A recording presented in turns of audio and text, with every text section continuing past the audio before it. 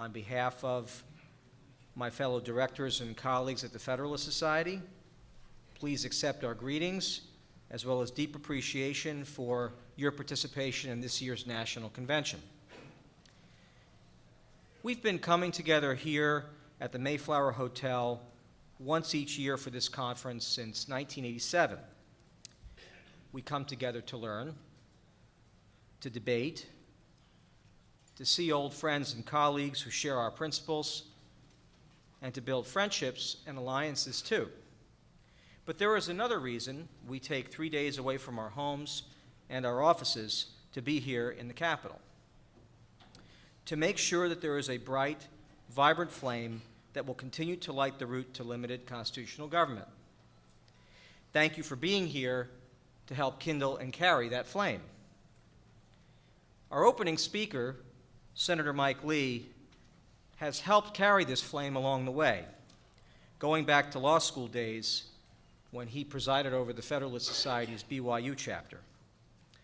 Now, you are all quite familiar with Senator Lee's background, but please allow me to offer a couple of observations regarding more recent events in his public life. Trying and uncertain times test the true mettle of a man. We all, at some point in our lives, have witnessed this firsthand. As the tumultuous events of the past couple of months unfolded here in the nation's capital, this simple truth reached center stage. The government shutdown drama unfolded each passing day with accusations of impracticality, recklessness, and conceit being hurled to and fro. I could not help but be reminded of Robert Bolt's most wonderful play, A Man for All Seasons. In one exchange, King Henry's Lord Chancellor, Cardinal Wolsey, tries to convince Sir Thomas More to opt for the pragmatic, convenient, and advantageous options in political matters, admonishing More that, and I quote, "Your conscience is your own affair, but you are a statesman." Sir Thomas More would have none of it. He fires back at Wolsey, "I think that when statesmen forsake their own private conscience for the sake of their public duties, they lead their country by a short route to chaos." It is my humbling and joyful privilege to present a United States Senator, a fellow Federalist, who was fearlessly searching for a route back to our Constitution of limited government. Senator, it may be a long and perilous route in an age of political expediency, but I hope you will always consider the Federalist Society a brief rest stop along the way where you can refresh and refuel. Mike Lee, welcome back.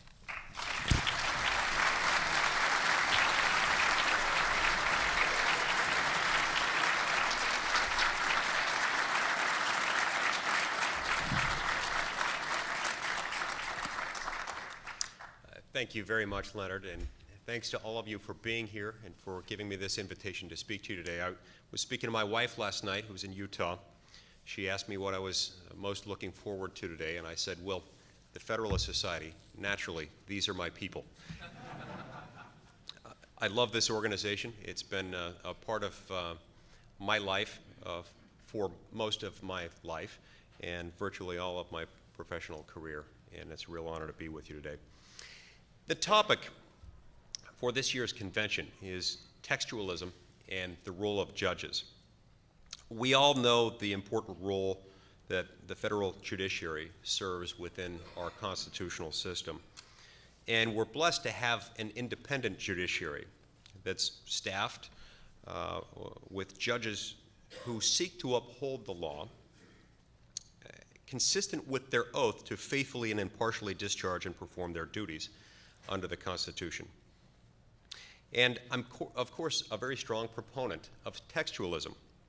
You see, textualism is the principle that ensures that we live under the rule of law, and that persons subject to laws that inevitably restrict their liberty are able to know beforehand what the law is. When judges read into statutory text some kind of purpose or some kind of change, some kind of alteration to the statutory text, they tend to impose new laws on the public. The public does not have the notice of judicially created laws until after the case or controversy in question is decided and the opinion in question has been rendered and made public. And even then, the public's in a bad position because the public may have no confidence that the law won't change again tomorrow. More to the same point, they have no ability to remove the judge or justice in question once that law has been changed, once the policy has been modified. You see, with good reason, we have elections for those who make our laws.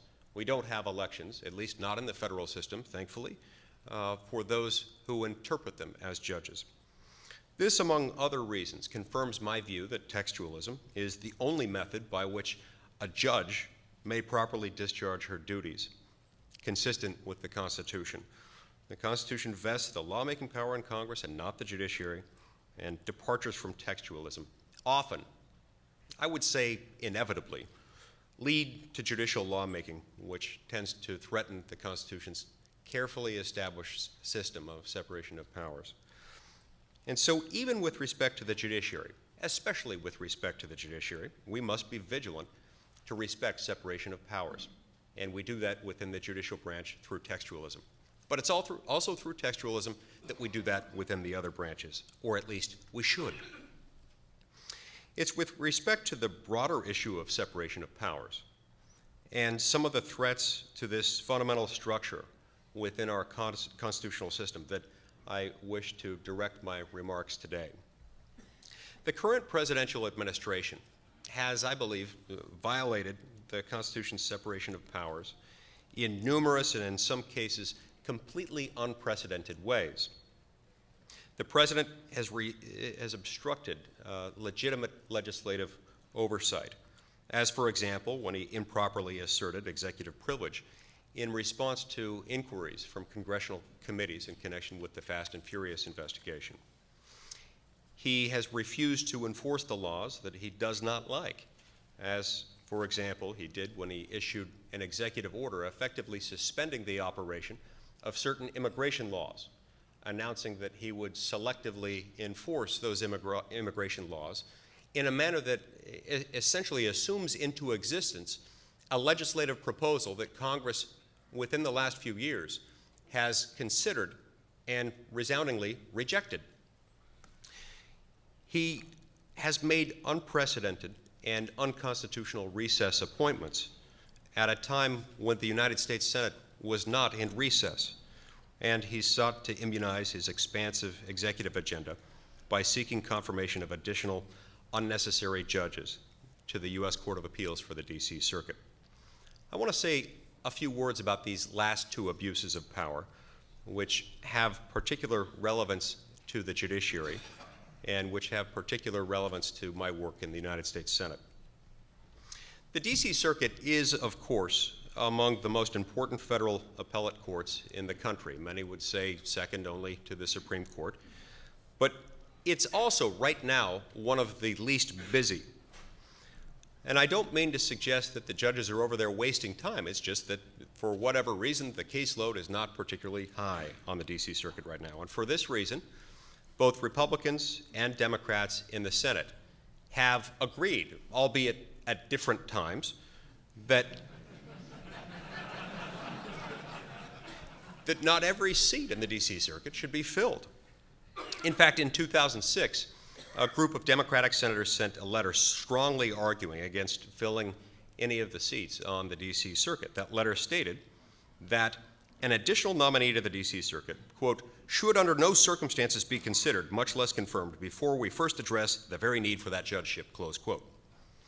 Now, in 2006, based on the court's caseload at that time, Democrats refused to consider the nomination of my friend Peter Keisler, a nominee to that court whose qualifications and whose integrity, whose abilities, whose judgment need no defense in this audience.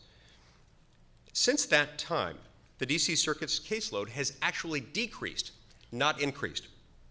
As Senator Chuck Grassley recently pointed out, under the most relevant metric of caseload, appeals filed and appeals terminated, the D.C. Circuit is the least busy court of appeals in the entire country.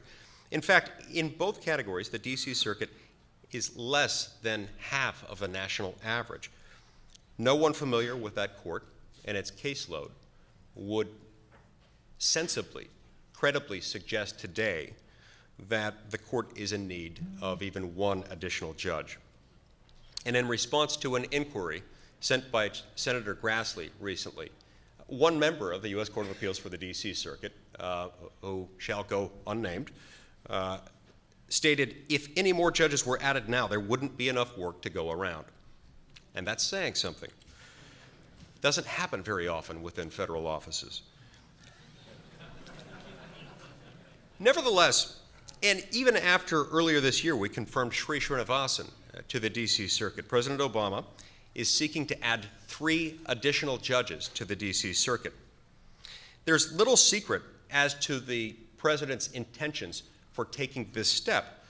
Of the D.C. Circuit's 8 active judges currently serving on that court, 4 were nominated by Democratic presidents, and the other 4 were nominated by Republican presidents. And with President Obama's expansive legislative agenda stalled in Congress, President Obama has sought unilaterally to impose his initiatives on the American people by means of executive orders. These executive actions, in many instances, are quite appropriately reviewed in the D.C. Circuit. And so, in the words of Senate Majority Leader Harry Reid, Democrats want to switch the majority. The Senate has thus far held strong and must continue to do so. Earlier this week, we stopped yet another of these nominees from being confirmed. This administration's threat to separation of powers is real, and any attempt to make the courts complicit in that threat must be repelled, and that's one of the reasons we're taking this step. As this audience well knows, the Constitution plainly places in the Senate the duty, the responsibility, and the right to consent to the President's nominees, his judicial nominees and his executive nominees. The only exceptions to this rule apply with respect to certain inferior executive officers not at issue here, and of course with respect to certain appointments made during a recess of the Senate. As to this latter exception, the Constitution provides certain constraints. Recess appointments may be made only to fill up all vacancies that may happen during the recess of the Senate. That's in Article 2, Section 2, Clause 3. I should also note here that the Constitution expressly grants to Congress, to each House of Congress, the power to determine the rules of its own proceedings. The Supreme Court has explained repeatedly that this is a power that lies within each body of Congress. It's not for the courts to decide what rules would be best. And although the court has acknowledged that neither House of Congress may by its rules ignore restraints or violate fundamental constitutional rights, within these limitations, all matters of method are open to interpretation of the House, and it is no impeachment of the rule to say that some other way would be better, more accurate, or even more just. Now, between December 17, 2011 and January 23, 2012, the Senate held regularly scheduled pro forma sessions of the Senate every 3 days, at which it could, and in some cases did, conduct legislative business. For example, at the December 23, 2011 session, the Senate passed H.R. 3765 to extend the payroll tax holiday.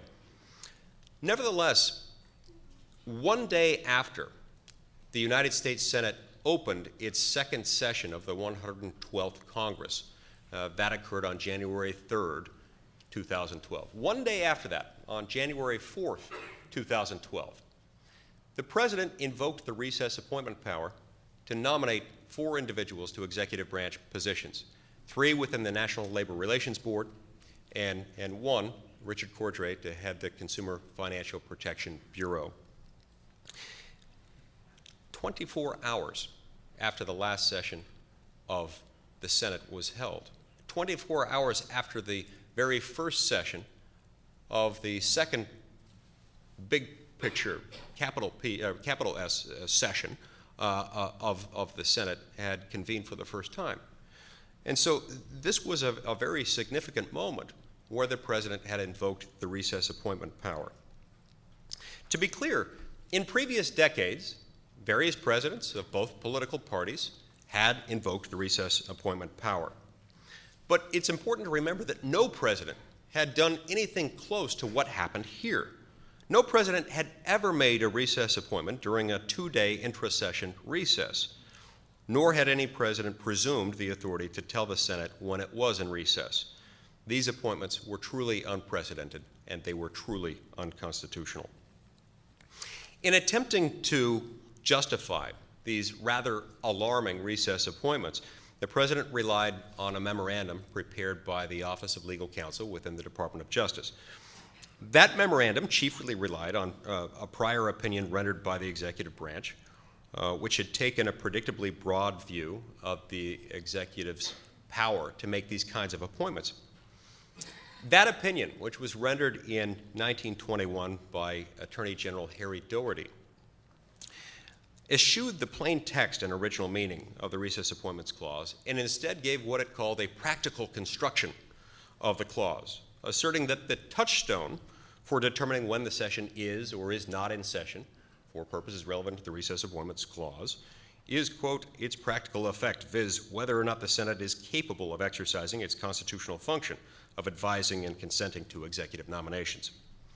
Ironically, even under this quote-unquote practical construction of the Constitution, President Obama's recess appointments were patently unconstitutional. The Senate was, in fact, conducting business during pro forma sessions. The NLRB nominees had been advanced only about 2 weeks before they were recess appointed, and the Senate had already rejected the president's nominee to head the CFPB. So the president was not facing a situation in which the Senate was unavailable. Rather, he was facing a situation in which the Senate, exercising its constitutional duty and its utilizing its constitutional right, had chosen, in one case at least, to reject the president's nominee, and in other cases it just had not chosen to confirm nominees yet. This is very, very different than being unavailable, and in any event, the unavailability standard, while I'm sure that was fun for Attorney General Harry Doherty to write in 1921, was not even satisfied here. The president thus made recess appointments to circumvent the Senate. And in that process, to circumvent the Constitution's structure, he circumvented important protections, limitations on his power that prevent and protect us from tyranny. Now, I will now summarize what it is that the Senate did in response to this. I'm going to summarize for you all of the things that the Senate did to stand up for its own institutional prerogatives as a Senate, which is very interesting. And that's the end of that part of my speech.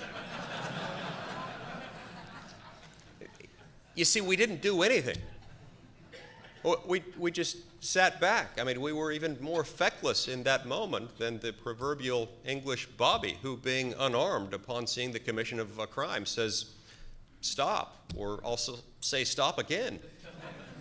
We did absolutely nothing. We have to do something when that happens. So judges are not the only officers within our constitutional system who take an oath to uphold and protect and defend the Constitution. Members of Congress also take an oath as required by Article 6 of the Constitution. We take an oath to support and defend the Constitution of the United States against all enemies, foreign and domestic, and to bear true faith and allegiance to the same. In my mind, to defend the Constitution means, at a minimum, we don't take actions that violate the Constitution.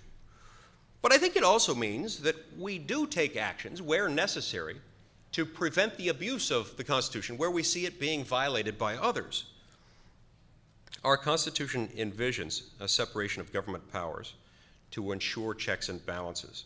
As Madison explained in Federalist 51, the great security against the gradual concentration of the several powers within the same department or branch consists of giving to those who administer each department the necessary constitutional means and personal motives to resist encroachment of the others.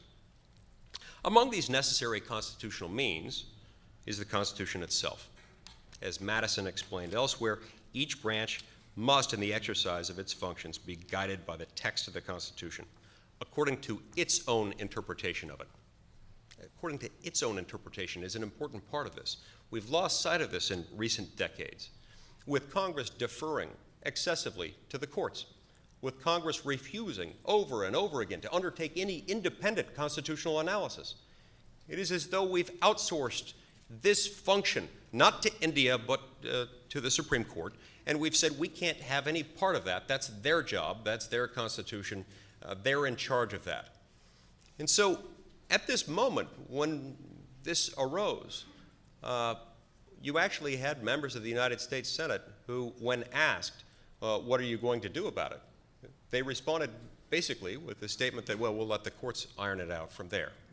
We'll let the courts worry about it. I don't think that's enough. I didn't think that was enough then, and although I was ridiculed for it in the national media and in my local media in Utah, I decided I had to do something.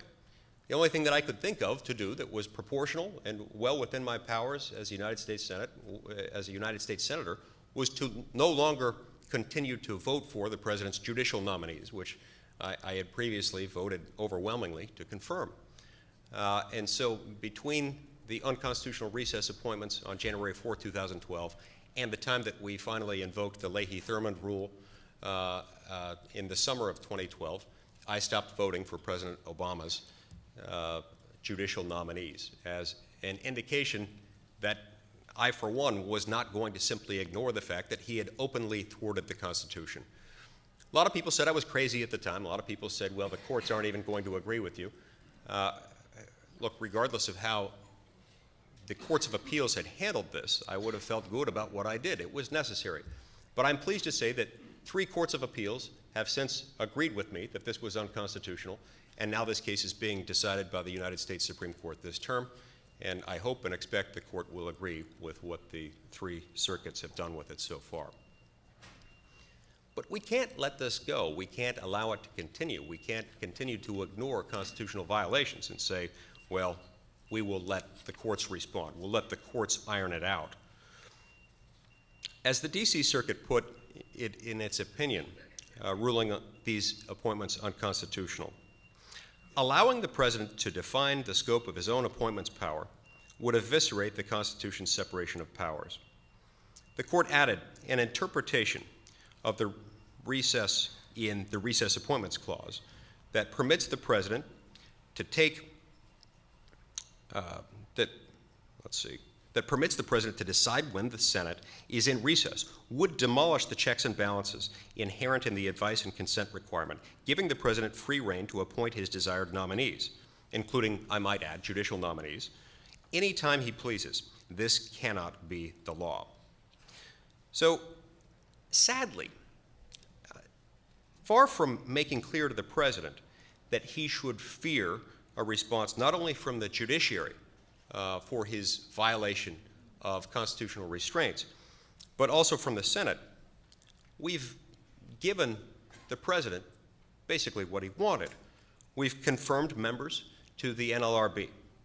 Some of them were different members, but they were, some would say, fungible. And despite the fact that on February 1st, 2013, Senate Minority Leader Mitch McConnell and 42 other Republicans, including myself, sent a letter to the president stating that we have serious concerns about the lack of congressional oversight of the CFPB and the lack of normal democratic checks on its sole director. And on that basis, we were unwilling, absent significant reforms, to confirm anyone to that position, to the head of the CFPB. On July 16th, 2013, just a few months later, the Senate approved Richard Cordray by a vote of 66 to 34. Now, for those of you still trying to do the math, yes, that included a whole lot of Republicans voting with Democrats to confirm Richard Cordray to that position.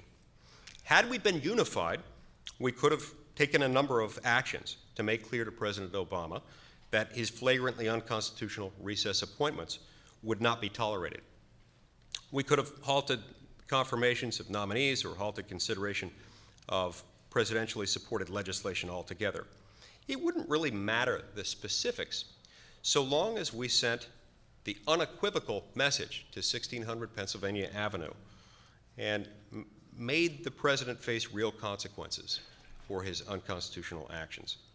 We must get more members of Congress thinking about their duty to interpret the Constitution, thinking about the fact that they have a role to play when it comes to textualism, thinking about the fact that they are independent constitutional officers who have themselves taken an oath to uphold and protect and defend the Constitution.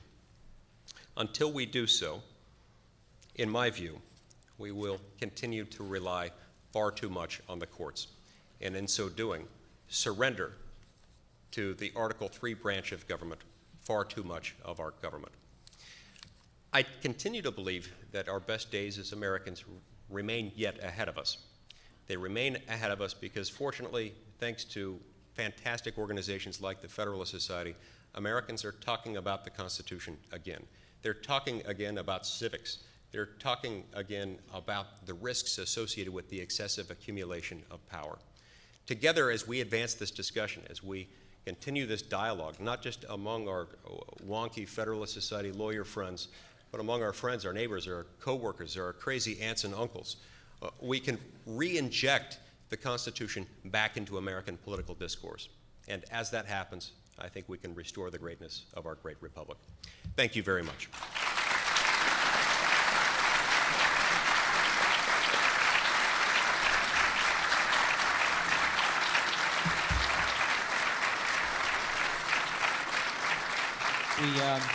We started about 5 minutes late, so we have time for a couple of quick questions. Please make sure they are short, and please make sure there's a question mark at the end of the sentence.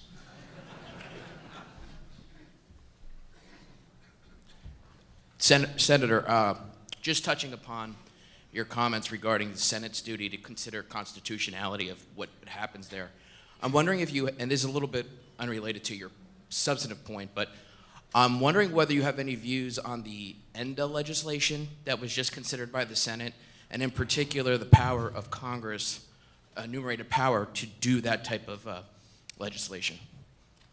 To be able to pass discrimination. I know the civil rights, there was that substantial effects doctrine and stuff like that, but I think with regard to ENDA and especially some of the classes that are defined, especially with regard to the gender identity issue, I'm not sure you can make a substantial effects argument because it's such a small percentage of the population, and I'm not sure the aggregation theory works. Yeah. Well, of course, with the aggregation theory, anything satisfies the substantial effects test. I mean, literally anything. Now, we found something last summer that didn't, and yet last summer they created a new way around it, and so even that didn't end up mattering. But yeah, notwithstanding the fact that we're dealing with a small percentage of the population, I don't think that would impact what the court would do with the substantial effects test there, because everything affects everything else.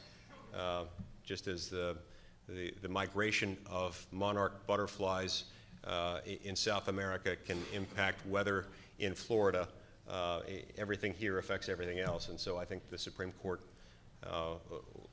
would end up upholding something like that against a Commerce Clause challenge.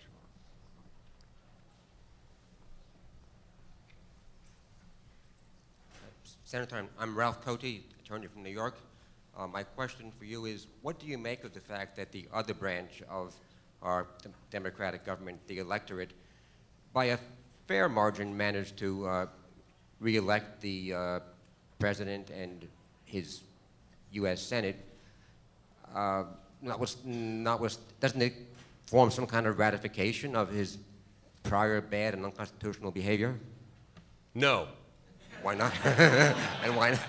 No, look, absolutely not. We can say a lot about the fact that he was reelected. We can say a lot about the fact that the American people reelected a United States Senate still under the control of the president's party. But one of the things that we may not safely say is that that somehow constitutionally ratifies or blesses the unconstitutional actions of this administration, those taken either prior to the November 2012 election or those that have been taken since the November 2012 election. I think it does say a lot of things, and I think one of the many things that it says is that there are tremendous blessings, let's just say, that come with incumbency. It is kind of analogous to one of Newton's laws of motion. He who is in power shall remain in power unless acted upon with overwhelming force. I think that's what it says more than anything else, but it certainly does not tell us that their actions are constitutional when they, in many instances, are quite patently not. Last question to your right. Senator, speaking of the D.C. Circuit nominees, I was wondering what your thoughts are in terms of the Democrats' willingness to blow up the filibuster. I certainly share a lot of your same concerns about the administration openly trying to essentially stack the D.C. Circuit, but do you think there's more to be lost in potentially losing the filibuster than is to be gained by resisting these nominees? No, I don't, because I don't think the Democrats would do that. Now, not all of my Republican colleagues agree with me on this point, but I don't think the Democrats in the Senate are willing to, quote unquote, go nuclear. I really need to find a better, I'm determined to find a better shorthand description of that process, you know, the process by which they blow up the filibuster rule there. As you may have seen earlier this year during this summer, there was a threat that they made to go nuclear with regard to some of the president's executive branch nominations, that if we didn't confirm them, that they would go nuclear. I didn't believe them. I still don't believe that they had the ability to carry out that threat. I don't think they would have had enough votes to carry out that threat. There are certainly some Democratic senators who would have. I don't think they would have gotten enough of them to go in that direction, in part because there is an element, I guess one reason why people use the term nuclear option is that there is a mutually assured destruction aspect of this that's very real. And so I don't think they would have gone there with executive nominations, and I really don't think they'll go there with respect to judicial nominations.